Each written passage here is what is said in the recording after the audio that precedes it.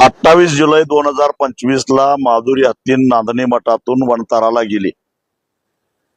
जवळपास 10.5 महिने झाले. माधुरी हत्तीन गेल्यापासून सातत्यानं माधुरी परत कधी येणार या संदर्भामध्ये संपूर्ण सांगली, कोल्हापूर, बेळगाव या जिल्ह्यातल्या माधुरीवर प्रेम करणाऱ्या सर्व हत्तीप्रेमी जनतेमध्ये एक भावना होती की हत्ती का येत नाही, माधुरी का आणली जात नाही. खर तर 3 ऑगस्टला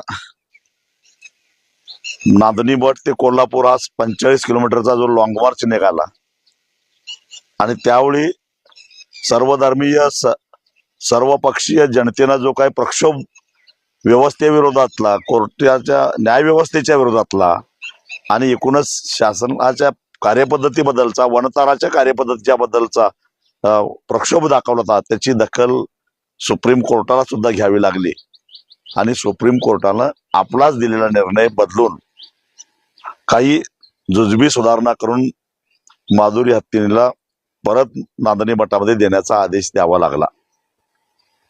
आणि त्या ज्या सुधारणा आहेत त्या सुधारणा करायला अनेक तांत्रिक अडचणी येत होत्या आणि त्या तांत्रिक अडचणी येत असल्यामुळं पुन्हा एक मोठी अस्वस्थता निर्माण झालेली होती.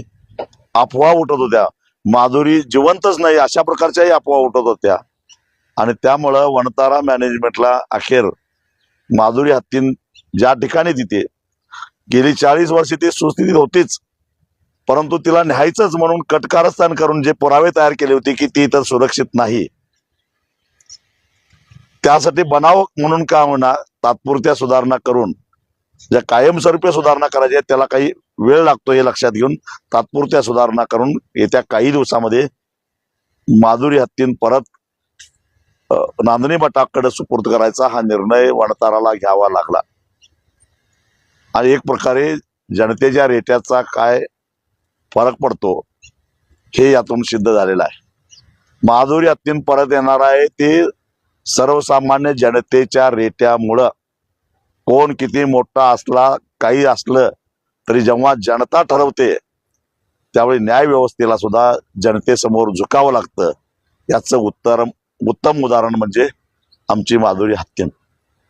लहान बाळापासून ते वृद्धापर्यंत सगळ्यांच्या गळ्यातली ताईत असणारी माधुरी 11 महिन्याच्या प्रतीक्षेनंतर काय होणार, पुन्हा नांदणीमध्ये येणार आहे याचा निश्चितच आम्हाला आनंद आहे. ती जर आली नसती तर 28 जुलैला येत्या पुन्हा एक मोठा लॉंग मार्च काढायचा निर्णय आम्ही घेतलेला होता. मला असं वाटतं की तो लॉंग मार्च आम्हाला काढावा लागू नये आणि काढायला लागलाच तर गेल्या वर्षाच्या दुप्पट जनता रस्त्यावर उतरलेली असेल. सबस्क्राइब करा आणि परिसरातील ताज्या घडामोडी सर्वात आधी बघण्यासाठी